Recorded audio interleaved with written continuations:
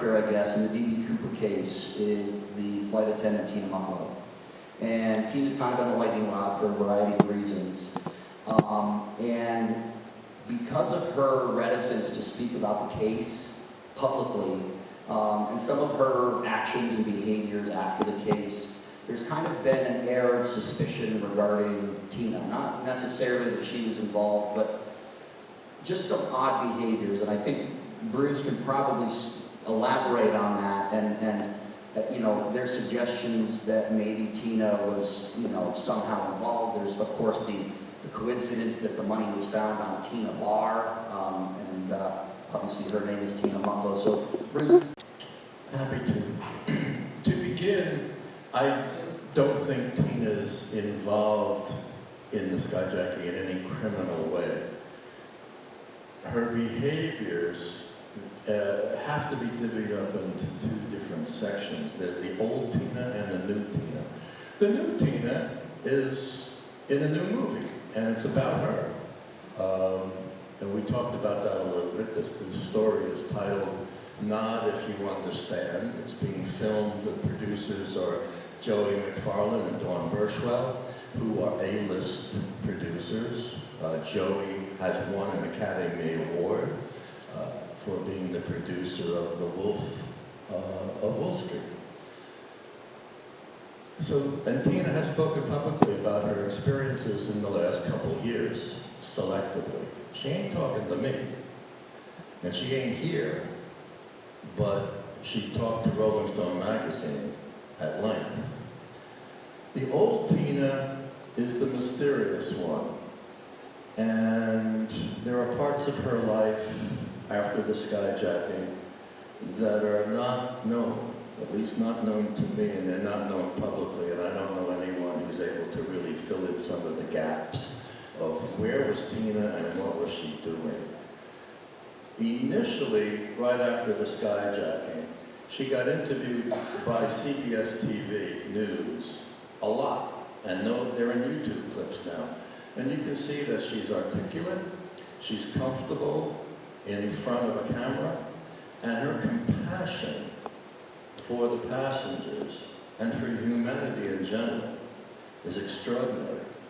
And in one of the documentaries that came out, she's now appearing in documentaries. Before 2016, in the History Channel documentary, Case Closed, DB Cooper Case Closed, that was the first time that she was filmed since the early 1970s, and she appeared very stiff and very wooden in that documentary, which is in great variation to her presentation in those CBS news clips from 1972-ish. But even so, in the History documentary, the History Channel documentary, she talked about praying for Cooper during the 2 hours that they were flying around waiting to land at SeaTac. So she has a very strong religious component to her life. And in that regard, it's understandable that she spent 12 years in a cloistered convent. But she didn't go from being a flight attendant to a skyjack victim to, oh my God, I want to pray, and went off to the woods. She lives in Eugene, Oregon now, and the convent she was in, it was in the western edge of Eugene, or high on a hill, and it's a very pastoral, bucolic area. It's a wonderful place to spend 12 years in contemplation.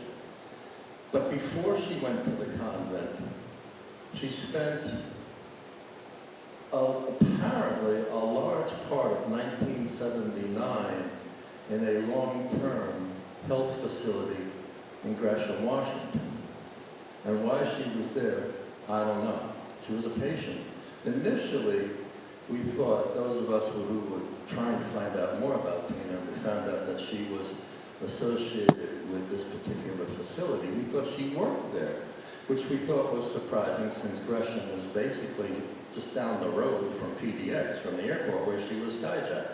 So if this woman's having PTSD or having a strange reactive emotional, psychological response to the skyjacking. Why would she end up living in Gresham, Oregon? She could live anywhere. She could move back home to Philly.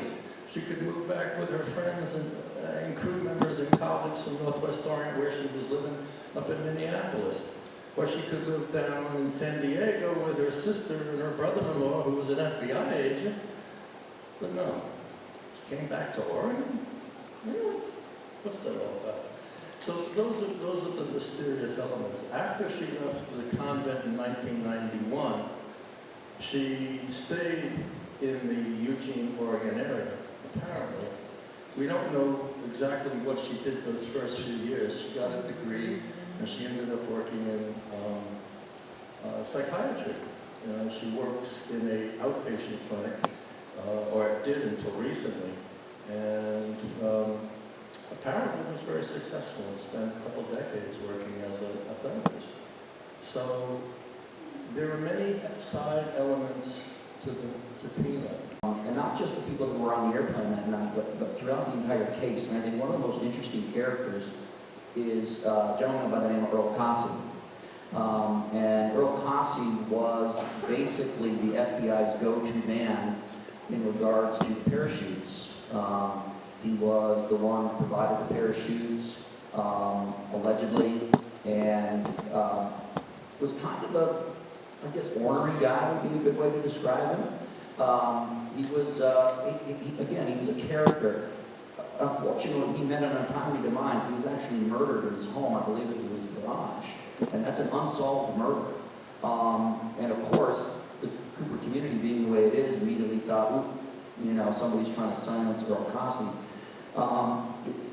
Nicky, can you speak at all, in regards to Earl Cossey and kind of how he fits into the case, and maybe a little bit about his murder and kind of some of the conspiracy theories revolving around that? Sure. So Earl Cossey was the FBI's go-to guy on the parachutes, and over the years he was a prankster. He almost, I think he got almost cost one journalist their job. I think, I don't know if the person ended up being fired or not, but it put him in a precarious position because Earl Cossey said something that yes, the chute that was found in Amboy, yes, that was DB Cooper's chute, and that was reported, and then the reporter got in trouble because he went back to Cossey, and Cossey was like, "Oh no, I was just joking with him." And, I think Bruce has done a lot of looking into Cossey. I think he can. Yeah, I was going to ask Bruce next. So, Bruce, you're very familiar with Earl Cossey.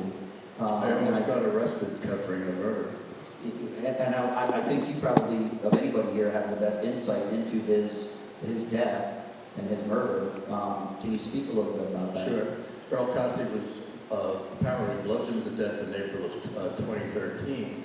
His body was found in the garage. We assume that the murder took place in the garage.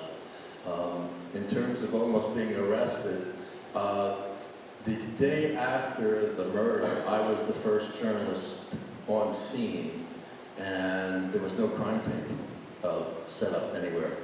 And the son, Earl Cossey's son, was talking to a family member in the driveway, and I approached them, and I didn't know them, and they didn't know me, so I just called out as I'm walking, because they looked uncomfortable, disturbed that I was approaching, the stranger was approaching them from the street. And I said, "I'm Bruce Smith, I'm a journalist, I have some information about your father that you might want to hear about." And at that point, the lead detective came out and strong-armed me back into the car and said, "You stay here and consider this a mobile house arrest." So I had to stay there until the PIO showed up. And then they put the crime tape up. So that's my little personal story on Earl Cossey. Earl Cossey was more than a prankster. He was a thief. He also was a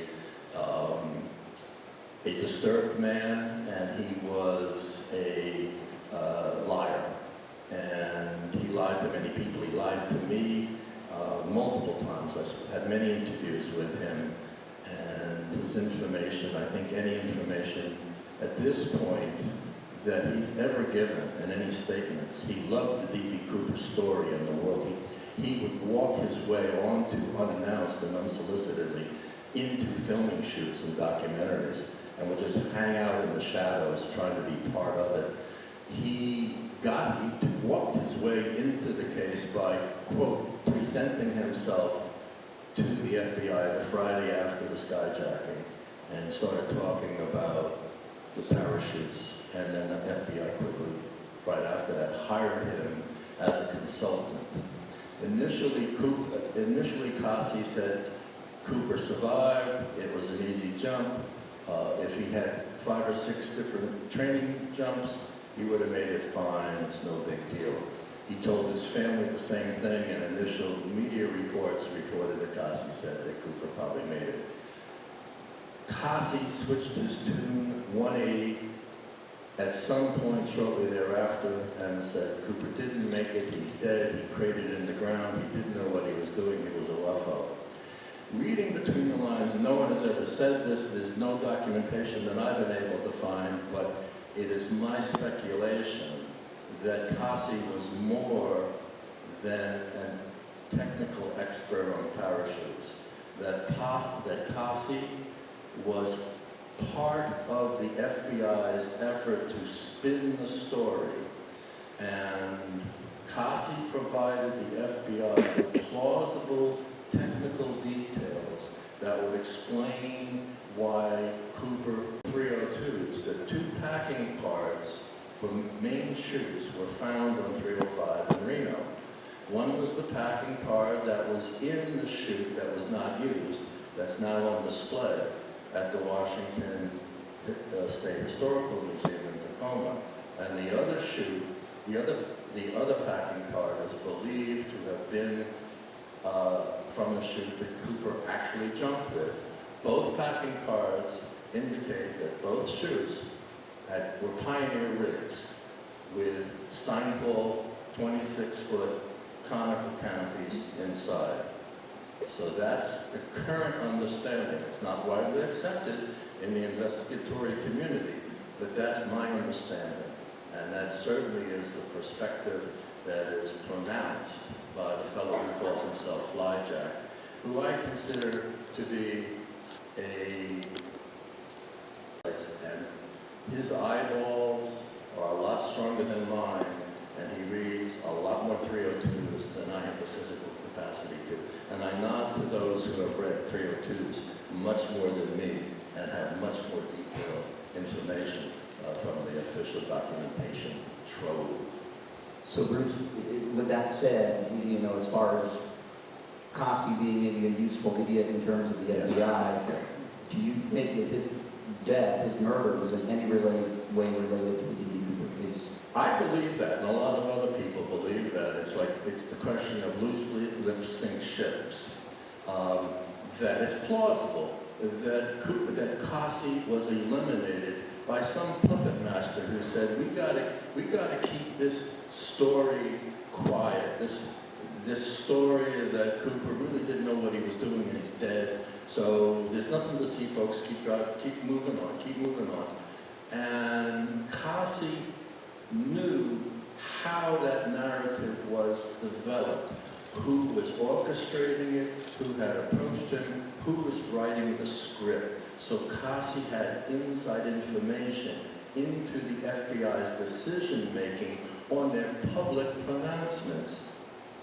And somebody might have thought that he was dangerous, too dangerous to let live. That's a possibility. I have no proof whatsoever. It's total speculation on my part.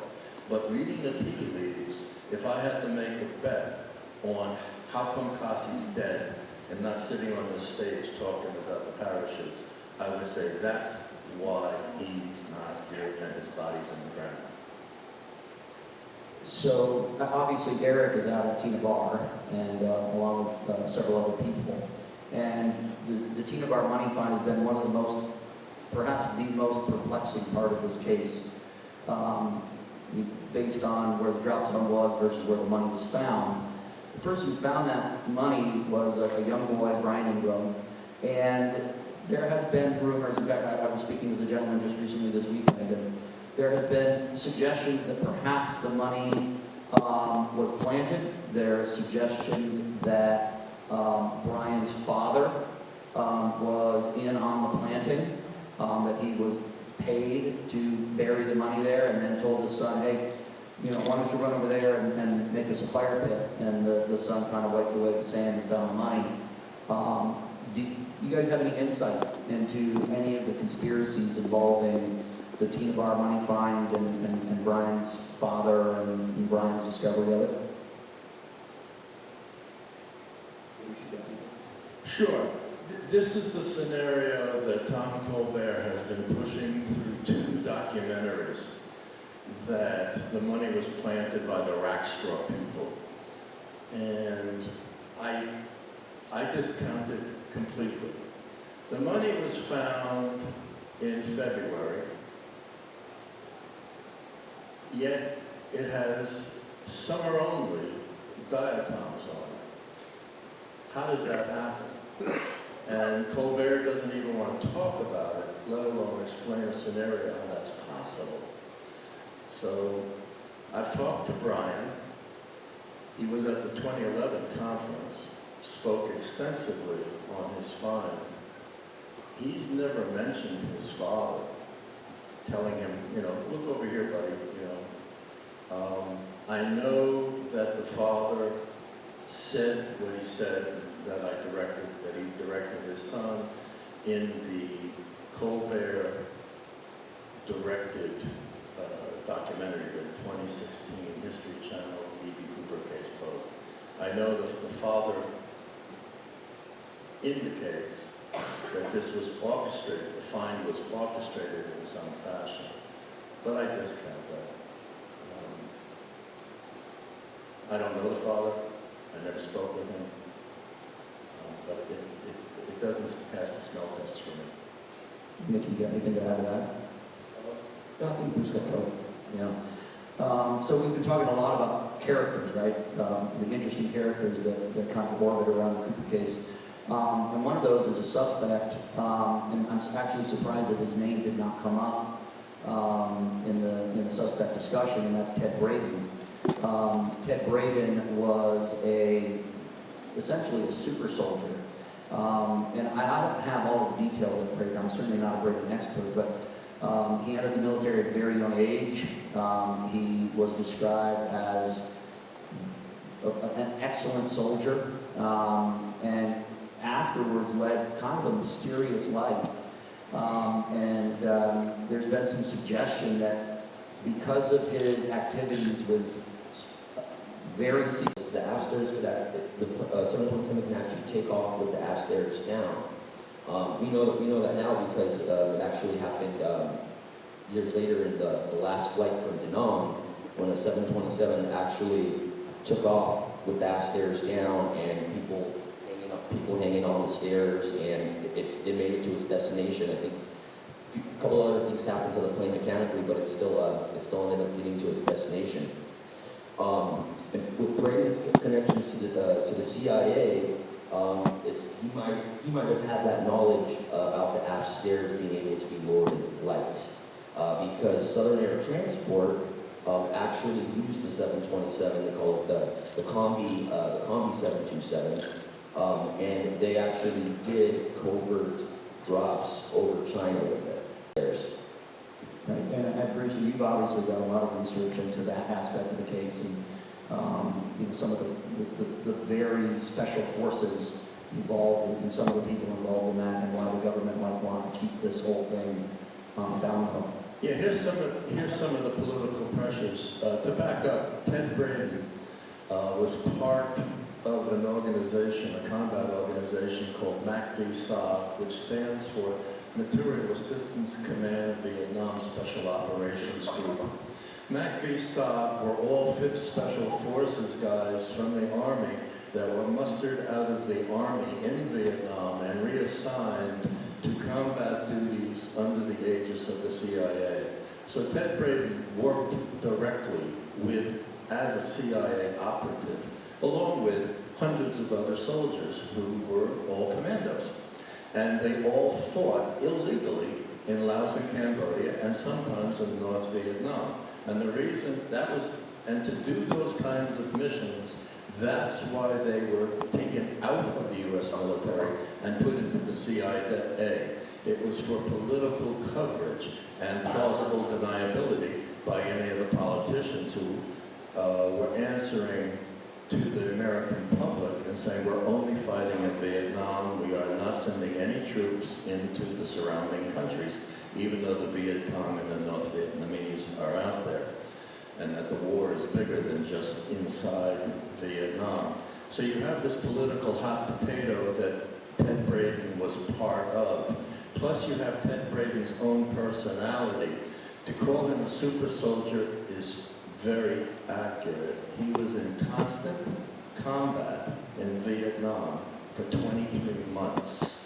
That's an extraordinary amount of focus and dedication, and he never lost a single soldier. He went out in what were called recon teams, and he was in charge of his little unit. The team started initially in the mid-1960s to go across the fence, as they called it, which meant to go outside the boundaries of Vietnam and to conduct surveillance and raids against North Vietnamese targets in these other countries. Initially, it was a very small group. It would be the leader. He was known as a 1-1, so Ted Braden was the 1-1. And there would be a couple other American soldiers, special forces guys. And then by 1969 or 1970, they were becoming quite large groups, and they served with special forces soldiers from South Vietnam that were not South Vietnamese ethnically. They were Montagnards and Hungs, which are ethnic groups who live in South Vietnam but do not consider themselves South Vietnamese. And so they weren't necessarily dedicated to the Saigon government. They were kind of willing, but they loved working for the Americans because the Americans paid them well and treated them very well. So this is what Ted Braden was doing when he disappeared in, I believe, 1968, and then later resurfaced in the Congo as a mercenary, and was snatched out of the Congo and sent to the stockade at Fort Dix. And we know the story of his life in Fort Dix very, very well, because all the soldiers and officers who handled his incarceration have been very, very forthcoming. And Lieutenant Colonel Burt should be here to talk about this.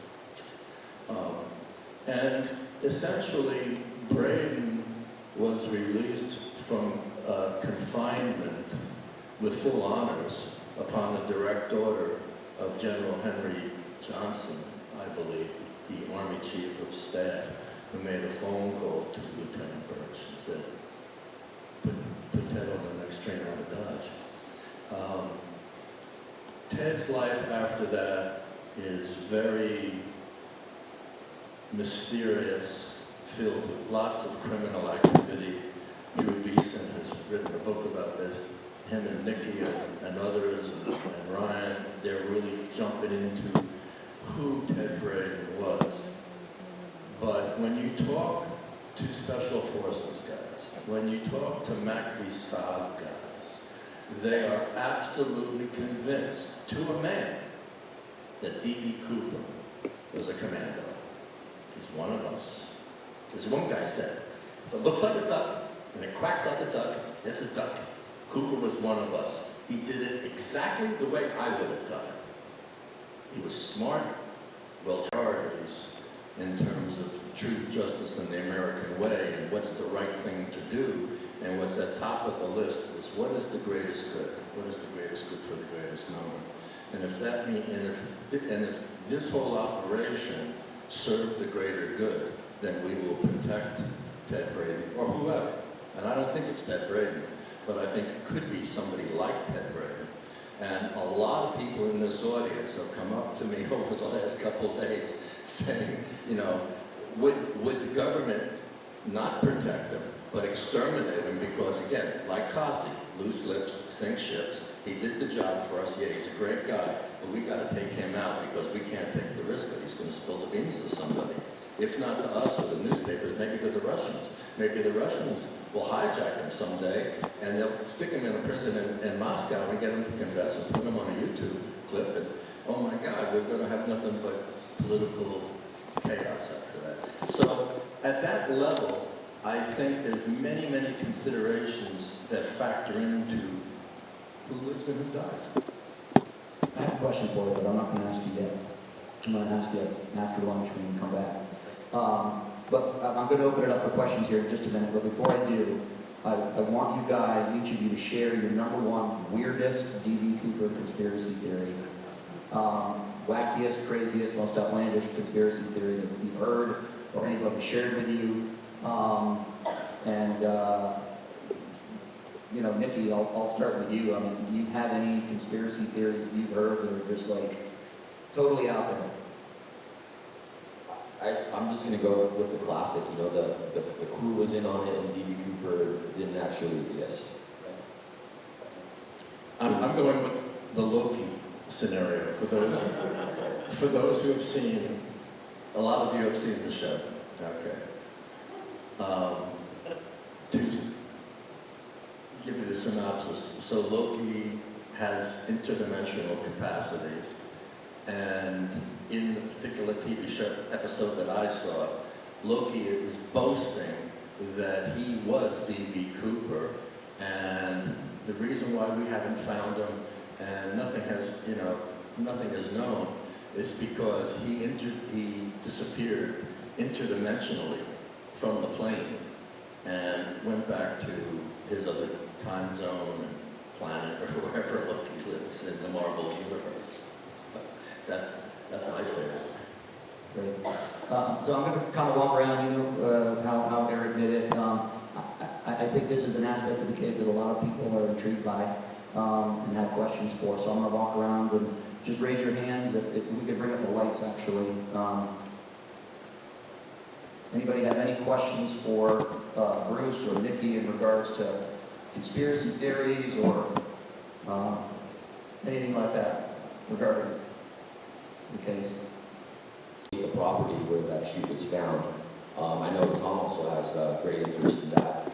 I've been down there a couple times. You know, I've spoken with locals. I know Bruce also took a trip down there, and they sent him on a wild goose chase down all these different roads. One person told him, "Oh, it's over here." Another person said, "Oh, it's over there." And I kind of got the same kind of runaround when I was down there. It just seems like the locals want to kind of keep the privacy of that, and they don't want, you know, Cooper crazies, you know, coming on their property or bothering them or anything like that. But, you know, I would really love if we could identify that property and see if we can, you know, find what was still down there.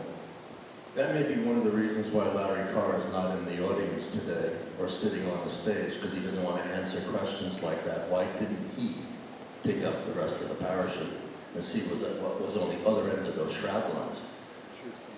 Speaking to Jack Collins, you raise an excellent point, Mark. You really do.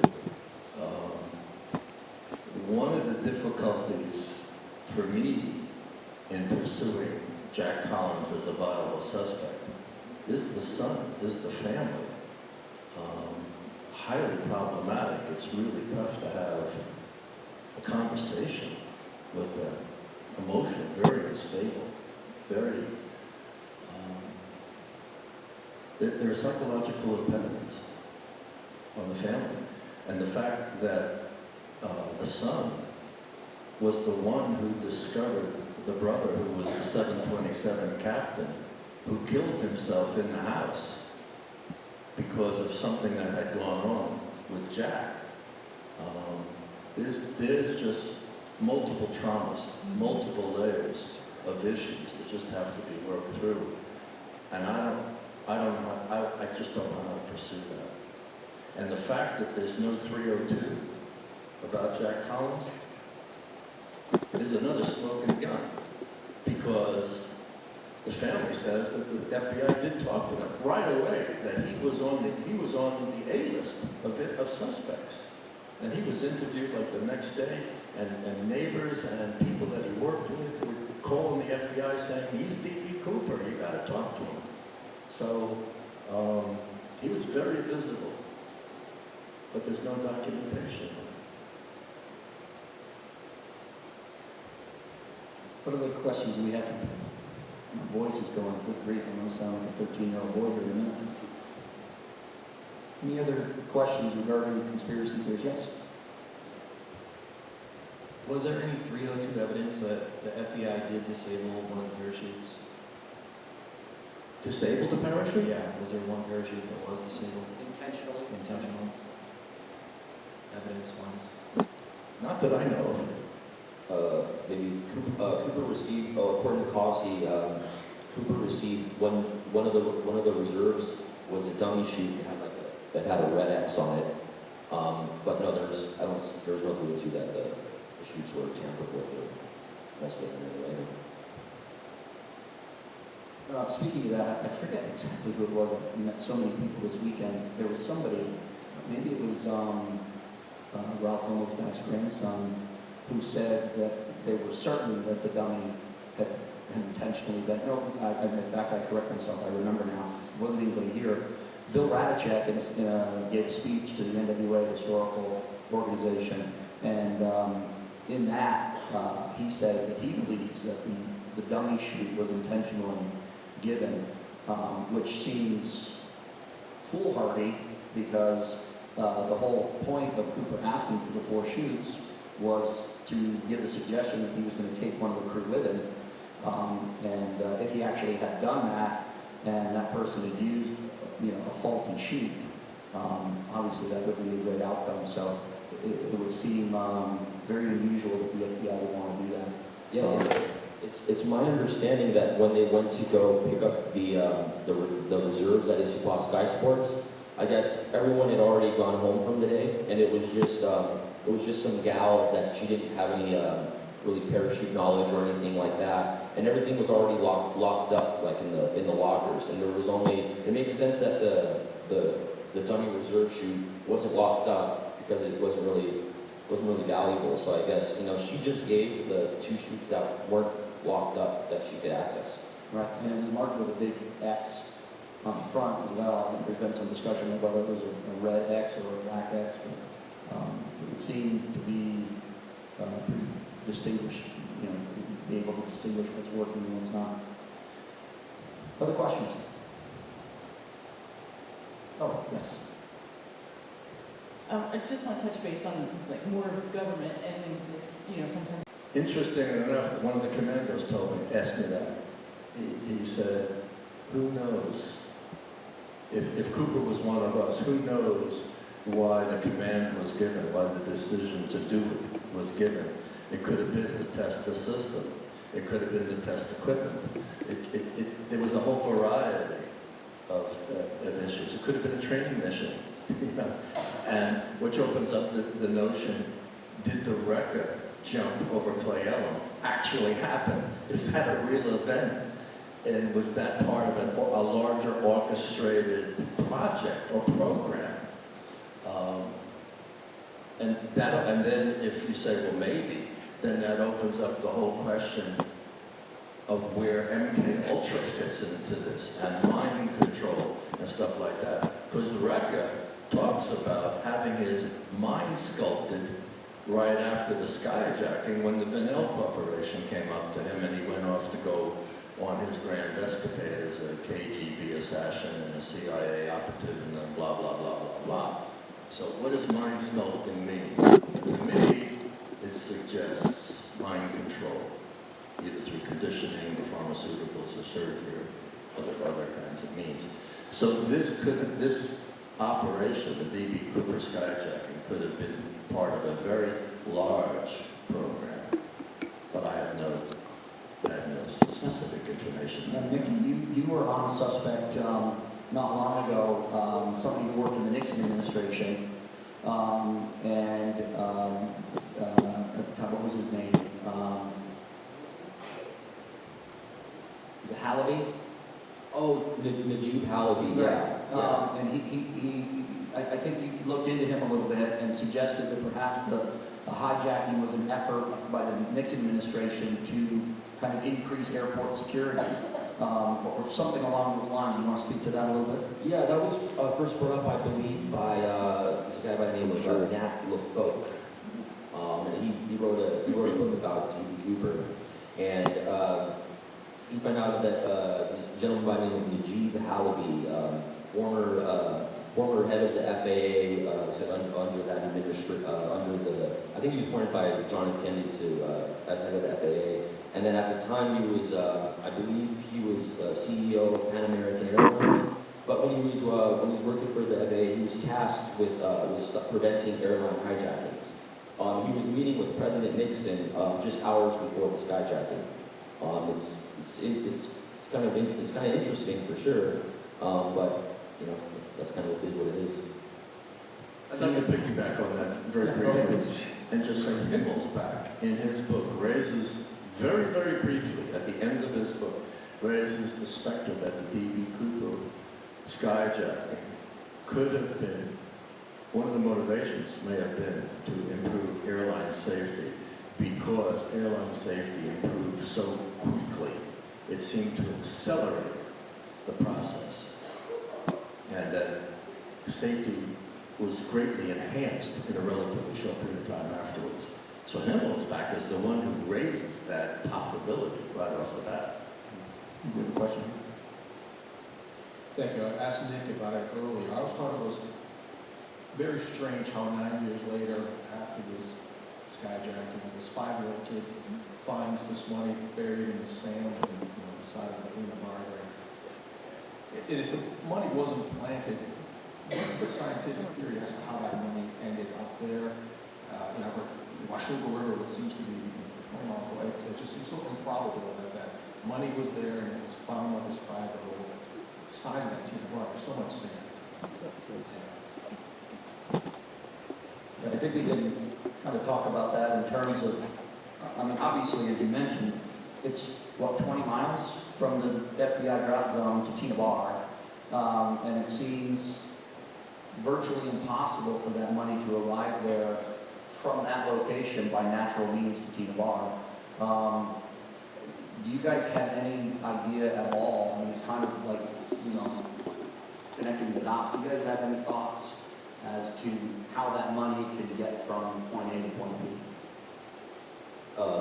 As far as by natural means from the FBI drop zone, I think Tom made a pretty good illustration yesterday.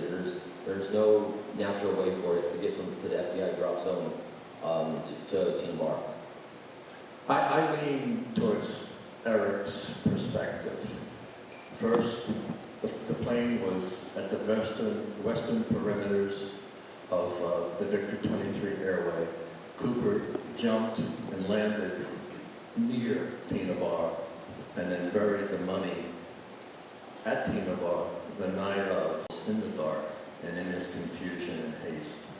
And that's when the money was exposed to summertime Columbia River water and then reburied and sealed off for a few years and then spent a number of years under pressure. So the sand built up again and compressed the bills, so when they were found, the bills were essentially thick, soggy slogs of currency that the bills could not be pulled apart without cracking or breaking them apart. That scenario seems to be the most concise and reasonable explanation to fit all that we know about the money. And Tom Kay can run up here and tackle me and correct me, but there's virtually no tributaries that could lead into the Columbia. If there would be evidence of that. So the only body of water that the money appeared to have ended up in is the Columbia. And again, Tom can certainly shout out a correction. I believe that's what he said. Just to piggyback and add on to this, adding to the confusion, is Bill Radachek has told other researchers that he was flying over the Washougal. And so at times, and Bill has said many different things. To me, he said, I don't know where we were, okay? But he's told others other things, which not only adds to the confusion, but it says something about the overarching narrative. Was Bill trying to pad the official party line with the Washougal washdown theory, which is now pretty much discredited and no one's talking about it. But Himmelsbach told me that Radicek told him, we were over the Washougal. That's how the money got to Tina Bar, washed down the Washougal River. So we, right from the get-go, we've got major players telling a story that's not being backed up, either by their current testimonies or by the facts, as we know them now. So what does this all mean? Is Bill lying? Why would he tell Himmelsbach something? Is Himmelsbach lying to me? I don't know. So we're running up against time, and we have time for one more question.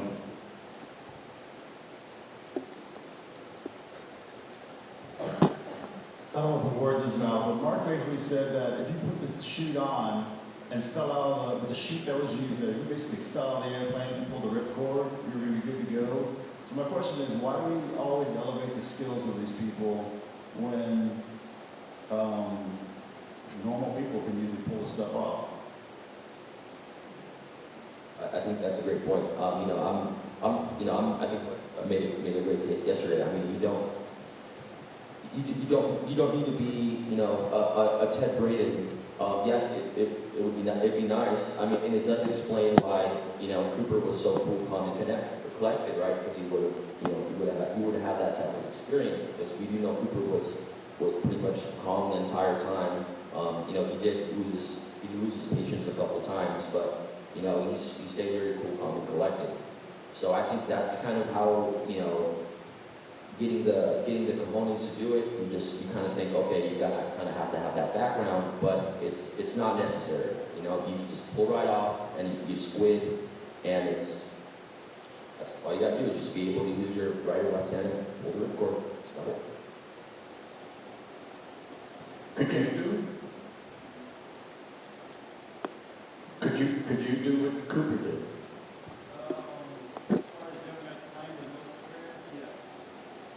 Okay. Landing, however.